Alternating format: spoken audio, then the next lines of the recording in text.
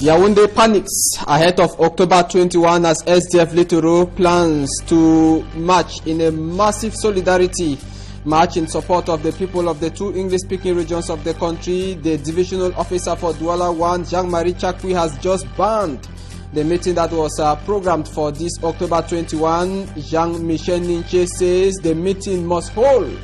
In this edition of the news, we'll give you reactions from both sides. I will be right back.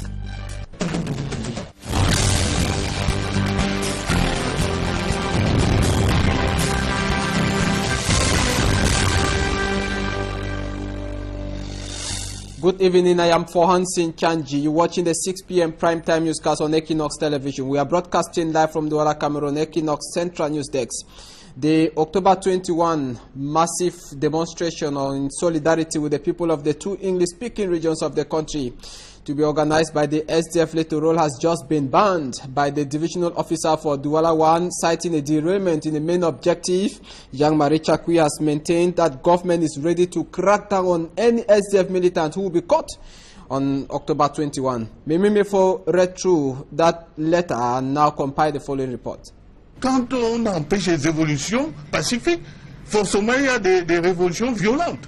The Jean-Michel Ninche Jean-Marie Chakui political torso is very much alive. Jean-Marie Chakui, now in control of the Douala 1 council area, has for the second time in less than 1 year annulled a planned rally of the opposition frontliner, the Social Democratic Front. The march, which was scheduled for the 21st of October 2017, was the first ever SDF rally authorized in Douala since the party's creation. But prohibiting the Jean-Michel Ninche-led rally less than 2 days to the event is a legal move, according to the divisional officer for the Douala 1 municipality. Ben, simplement, c'est la loi. C'est la loi qui m'autorise de le faire. Jean-Marie Chakui said that the SDF has derailed from the initial objective of the said rally. Subitement, il va commencer à vous parler de contester la militarisation des régions du Nord et du Sud-Ouest. We realized that Jean-Michel Ninche was planning to use this work to call for the demilitarization of the Anglophone regions of Cameroon and the return to federalism, which is a debate on the form of the state disapproved by the President of the Republic. Prôner le retour au fédéralisme alors que le chef d'État et même la Constitution dit que la forme de l'État n'est pas négociable. The Douala 1 divisional officer also raised the worry of safety of lives and properties, as over a dozen opposition leaders and civil society actors had planned to join the SDF. J'ai écouté tout sauf l'objet pour lequel la manifestation avait été déclarée. Dans ces conditions, je ne pouvais pas laisser la situation perdurer. Jean-Marie Chakui further declared that even secessionists were planning to infiltrate the political event, a move which he described as unacceptable. Que des activistes sont venus de partout, y compris même des sécessionnistes, pour envahir et pour infiltrer cette manifestation. He concluded by stating that the administration is aware of Jean-Michel Ninche's controversial personality and would do all it can to prevent the march from taking place. Nous allons faire ce que nous avons l'habitude de faire pour que les citoyens vont paisiblement à leurs occupations. A cold war has therefore been opened between the two Jean 1, a civil administrator, Jean-Marie Chakui, divisional officer for Douala 1, and 1, a member of parliament, Honorable Jean-Michel Ninche, who maintains that on October 21 he is going to come out and march. Other political opposition party leaders who support the march say they must be out on that day. Mimi Mefo, once again. At the head office of the Social Democratic Front in the Littoral region, we were told by Jean-Michel Ninche that preparations are intensifying ahead of the October 21st peaceful walk in solidarity with the English-speaking population in Cameroon. Donc pour moi, cette marche aura lieu, elle est maintenue et nous continuons à la préparer de manière extrêmement sereine. We have invested a lot to make a U-turn at this point, Jean-Michel Ninche explains. Pourquoi est-ce qu'ils n'attendent pas que la manifestation ait lieu? Donc c'est des prétextes et c'est honteux. The Littoral Regional President of the Social Democratic Front said that the ban is a disgrace to what he called partisan administration in the country. Nous ne pouvons pas disons, respecter les injonctions d'une administration partisane. Mais c'est des prétextes fallacieux. Jean-Michel Ninche said that accusing the Social Democratic Front of deviation is a fallacy on the part of the same regime which invited other parties to take part in the October 1 March for Peace in Cameroon. Le NDPC a invité d'autres partis politiques. The SDF and other opposition political parties in the littoral region declared that the planned political event would take place. L'administration sera responsable de toutes les dérives. Nous sommes décidés. And that they are ready to die for their Anglophone brothers and sisters. Qui viennent nous tuer comme ils ont tué nos frères anglophones. Ready to fight for freedom, irrespective of the consequences. Nous sommes prêts à mourir pour cela. Nous sommes prêts à mourir pour notre liberté. October 21st is in less than 3 days, and only time would tell. Staff Lady Mimi Mefo ending that report just in less than 48 hours to October 21. Fingers across. Now, some senior church leaders in Cameroon will be converging this Saturday on Yaoundé to discuss and pray to God in order for blessings to befall the two English-speaking regions of the country, the people of the two English-speaking regions of Cameroon. They will be praying for peace and unity. The prayer will be taking place this Saturday, but before that, they met with the press in the nation's capital, Yaoundé, to brief them on what will be going on this October 21. Roland Akon reports from Yaoundé. The chaos and crisis in the northwest and southwest regions of Cameroon is not leaving some high-profile church leaders in the country indifferent. Father, we are more than one in this land who are righteous. And I stand in the gap to say no to the spirit of division. I said no to the spirit of genocide. We send it out of our territory completely in the name of Jesus. It has no place in this land.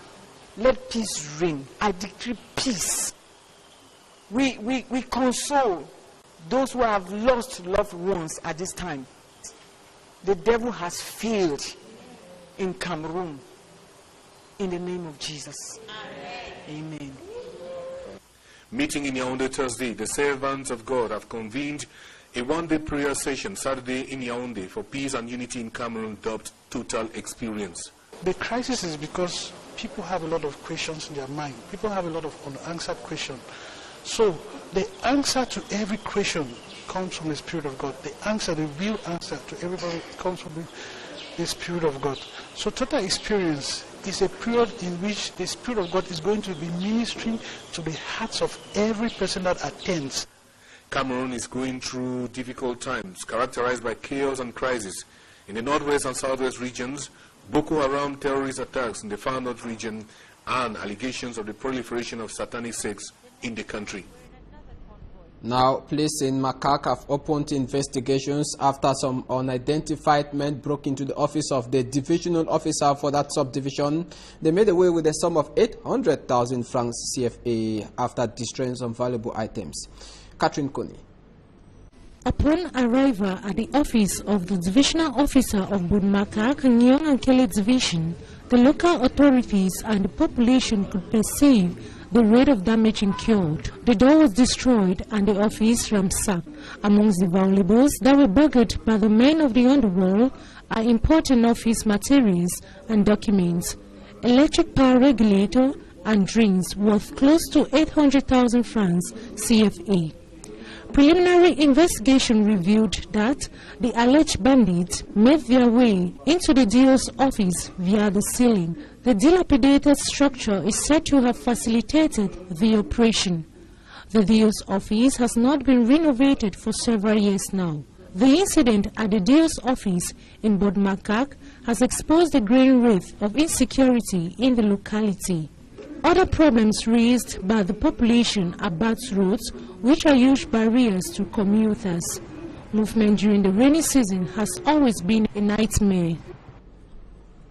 Now, consultation meetings to begin the construction of a bridge over the river Logon separating Cameroon and Chad have begun in the economic capital Douala. The 3-day meeting started today, in which delegations from the two countries have been discussing on the way forward. The benefit would be enormous: economy, social, and why not some other developmental issues. We have our reporter Innocent Aze, who took part in that meeting and compiled this report for the 6 p.m. news.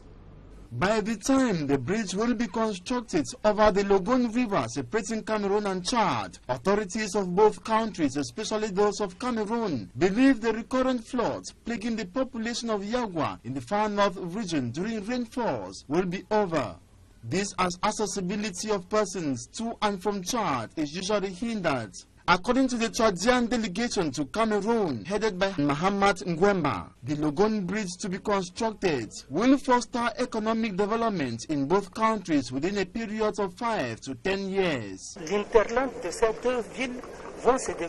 Movement of persons, vehicles and exchange of goods and services will become flexible, according to Nad Riba, a member of the Chadian delegation to Cameroon. Parce que cela permet l'écoulement, n'est-ce pas, des produits camerounais vers le Tchad. Nad Riba adds socialization will step up between Cameroonians and Chadians.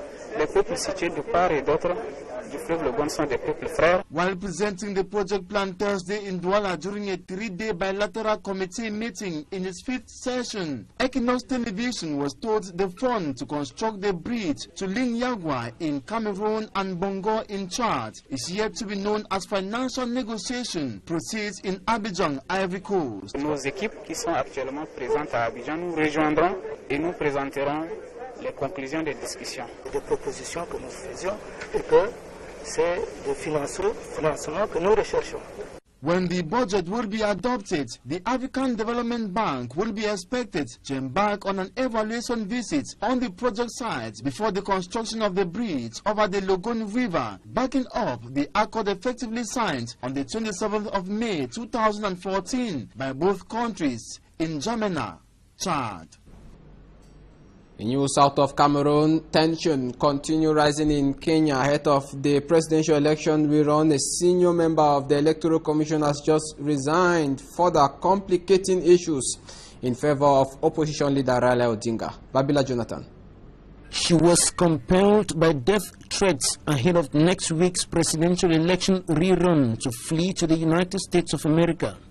The senior member of Kenya's Electoral Commission, Roslyn Akombe, said the Independent Electoral and Boundaries Commission was under political siege, unable to reach consensus or take any decision. Commission Chairman Wafula Chebukati admitted that the Commission would not guarantee a credible election.